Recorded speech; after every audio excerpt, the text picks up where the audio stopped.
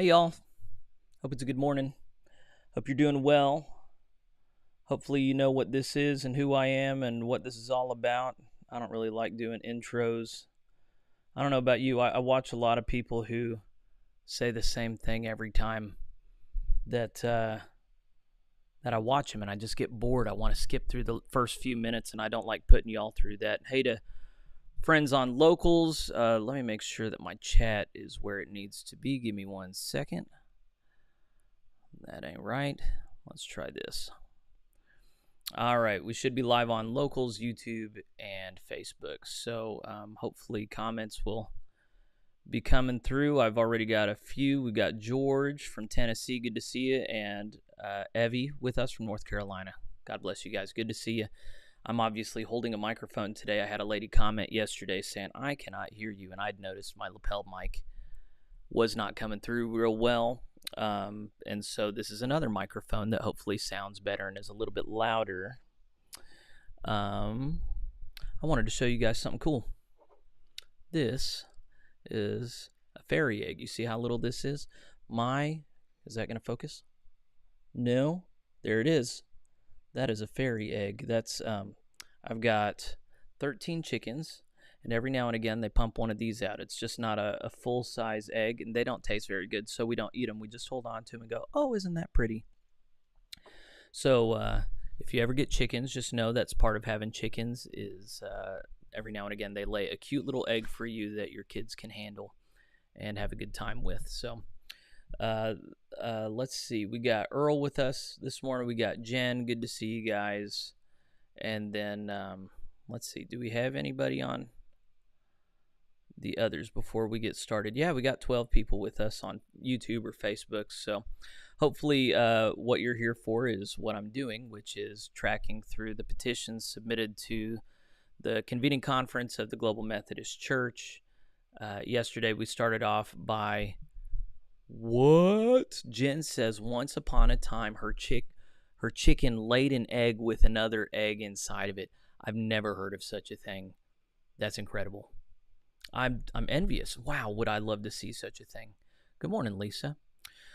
So yesterday we got started with an article that was done on, it was written by the bishops. That was lost on me when I first read it, but saying, hey, we need to have more trust in the GMC. And I answered that pretty loudly saying, no, we don't. We need more transparency, and that's what builds trust. And there was a lot of pushback. I posted something later that day, like immediately afterwards on Plain Spoken, Facebook, and on YouTube. We're just saying, it said the same thing, but in writing. And I got some pushback. And I spent a lot of my day just disturbed at how much pushback from inside of the GMC that I'm getting. It seems to me that this should be a consensus opinion, what I'm talking about. I don't think what I'm saying is scandalous. I think it's kind of common sense, looking at where we came from, what kind of changes needed to happen. But this is something that I have said all the way along, which is just because we all agreed that where we came from was not good does not mean that we're agreed in what was wrong and what needs to change. And so that's why I and others are concerned about future further fracturing, because if we're not actually aligned theologically and practically, then yeah, a lot of people are not going to be able to stomach what's coming. So I don't know what needs to happen. I think all that needs to happen is just continue talking about it publicly. I've had a number of people write me and say, hey, let's have an organized campaign. And I don't think we're there yet. I don't want to start a caucus group that's agitating. I'm mostly just wanting to have an earnest conversation in good faith publicly, and then for those who are threatened by that, I just want everybody to see that. But I don't feel the need to organize at this point. And as I've said, I don't think it's worth freaking out about right now. I think we've got 2 years of formation between 2024 and 2026. And after 2026, if it just becomes clear that the institution is hostile to transparency and feels entitled to a degree of trust that I and others don't think it's entitled to, I think at that point it might be appropriate either to organize or to consider a different covenant relationship. I really do think it's that foundational of an issue, and I hate to use strong language about stuff like that, but with the moderation of speech, with the transparency of the organization, these are things that I think are of such importance that it's better to focus on these things now rather than later, and to be forceful and definitive in our language rather than latitudinarian or milquetoast. I don't know what the right word would be. All right, so if we're ready to dive in, then we need to pray first. So here's our prayer for today. Today is September 5th, Thursday, September 5th, and this is our prayer for the day. The Lord be with you. May we pray at noon and often. Our Father who lives in heaven, let your kingdom come and your will be done in the convening general conference as it is done in heaven. And give us our daily bread. No, not forgive us. Give us our daily bread. Forgive our debts as we forgive our debtors. Keep us from temptation and keep us from evil. For yours is the power and kingdom and glory forever. Amen. That's a good prayer. I have no problem with that prayer. That's based on the Lord's Prayer, obviously. We have a few. I thought we could make it through. I planned for 8 pages a day. That doesn't get us going through everything, but it gets us going through a lot of stuff. And every now and again, we run into a petition that really doesn't have much substance to it. They just change words. So we were able to cover a good deal of ground yesterday. We'll see what we have in store for today. Here's Petition 65. This is where we left off. This is called Accountability for Commissions and Alignment of Commission Locations. So I like accountability, and the commissions matter. This is for the Trinity Conference delegation. We've been going through a patch of their petitions. The rationale for this one is limiting the function and making explicit accountability structures is essential to the development of General Conference commissions. Otherwise, we will inevitably develop silos of institutional bureaucracy and power. This is what we saw in the United Methodist Church. Removing just ministry allows us to fully embrace our articulation of the social witness and its broad application across the denomination without embracing more culturally volatile language. Relocation of the Wesleyan Unity Commission, I forget what it's the ecumenical thing, from paragraph 522 to 705 rightly places it amongst the other commissions of the general church. So we've already covered a petition removing it from one place. Now this is adding it in the right place, which I think is a good move. I'm forgetting what just ministry is, but they've removed just ministry, which allows us to fully embrace our articulation of the social witness and its broad application across the denomination without embracing more culturally volatile language. I'm interested in what that is. So this is paragraph 705. It eliminates potential transitional, and instead it just has connectional commissions. That'll be the name for the general boards and agencies that we have if you use the United Methodist model. It eliminates the Transitional Leadership Council may form transitional commissions dealing with any or all of these tasks or areas of ministry. It replaces it with the commissions of the Global Methodist Church will be elected by the General Conference, limited in scope of function to the roles described herein, and be accountable to the Connectional Council through their regular reporting. That's good. I like that. 1. This carries over evangelism, missions, and church planting.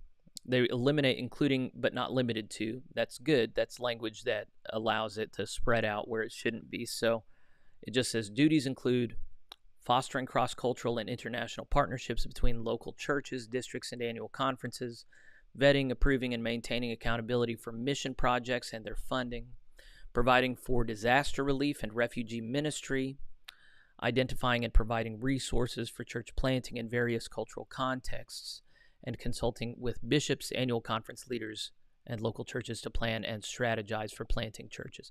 Man, that's a big, wide net.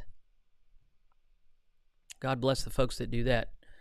All right, the next one is discipleship and doctrine, and it gets rid of and just ministry. So that's what it was talking about in the rationale. They once again get rid of the including but not limited to, which is great. Duties include encouraging growth and discipleship through small groups, proposing liturgies and orders of worship for use by both local congregations and the general church for general conference approval. Okay, so we've had a number of petitions dealing with, hey, we need a book of worship. So this is the committee that would handle that.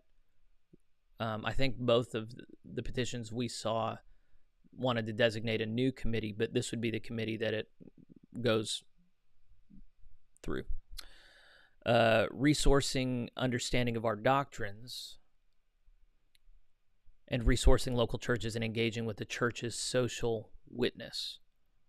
So what they mark out is and social issues from a variety of political perspectives and from a biblical foundation. They remove that.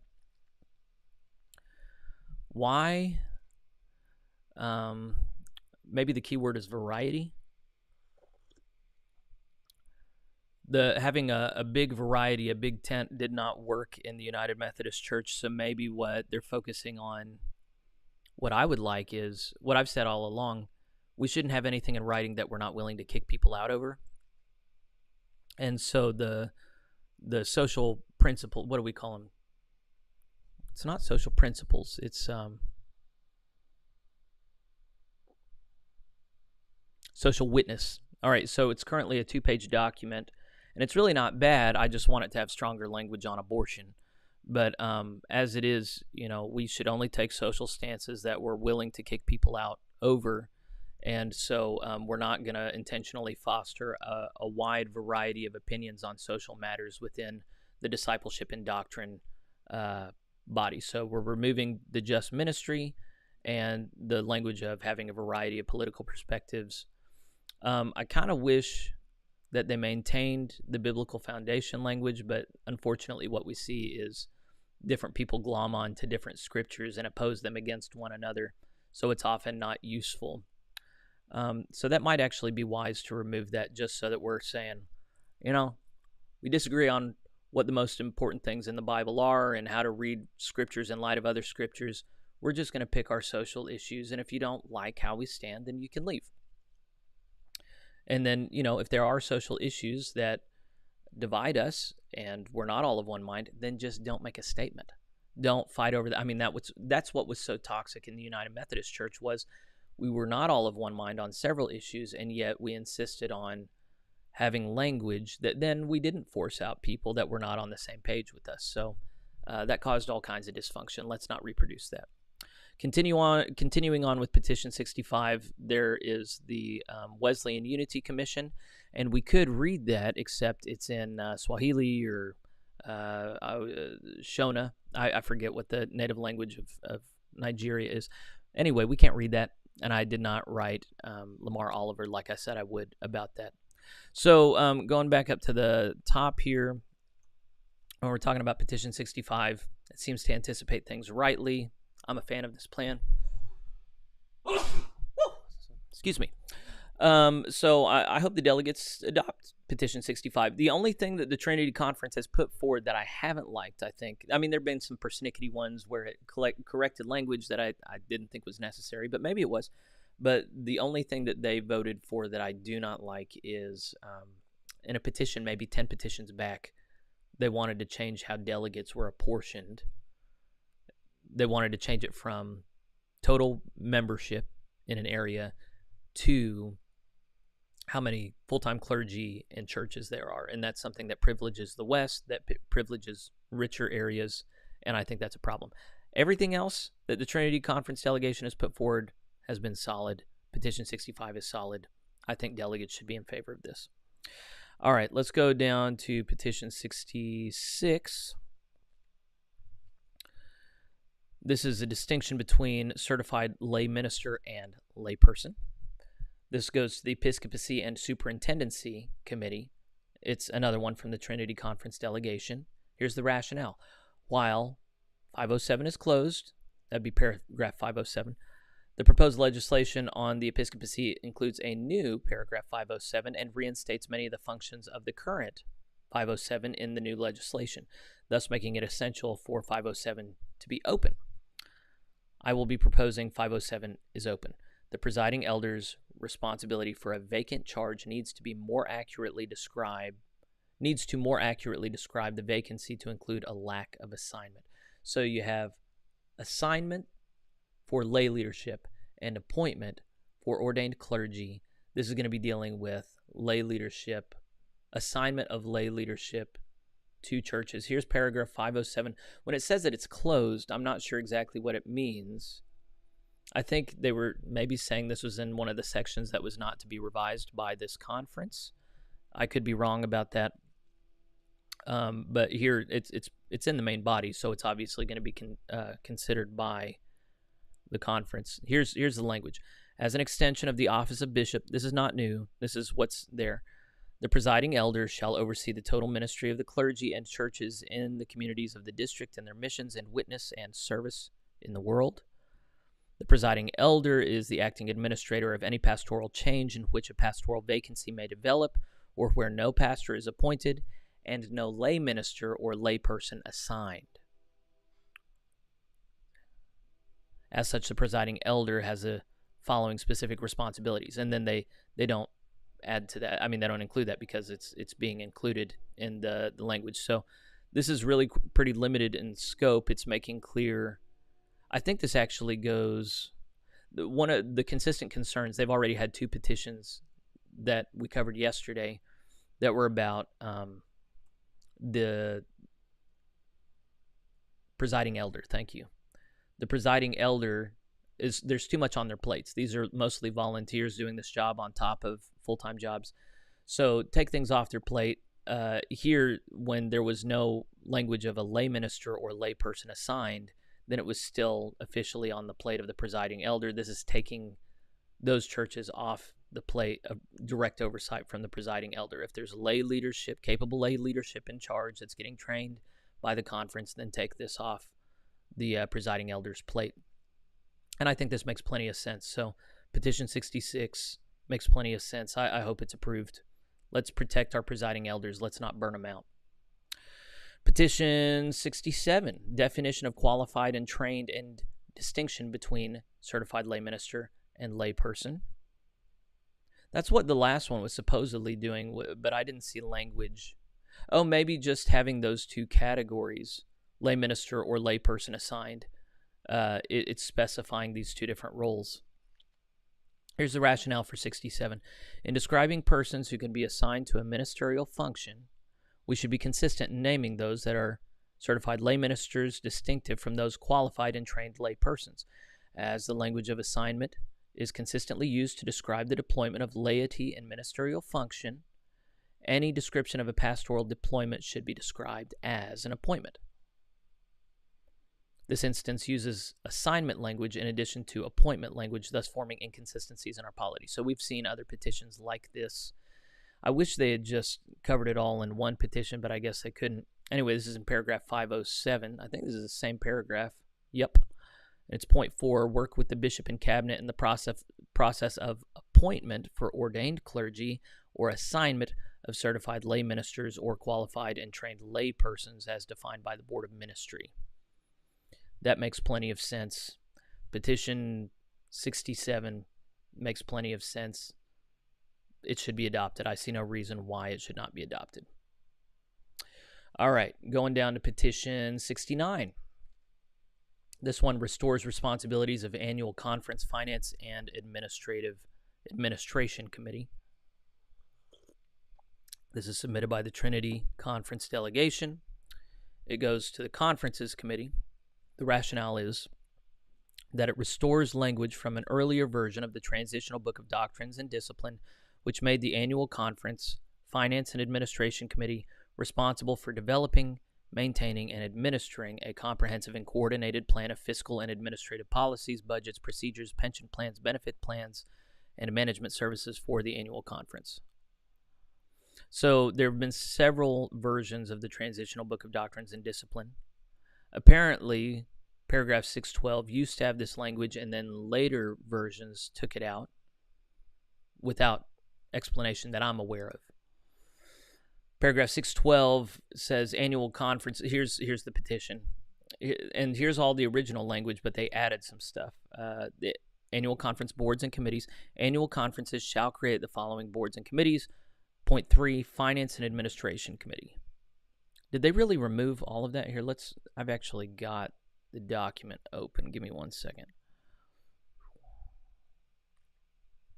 All right, we're in paragraph 612, I think. Yup.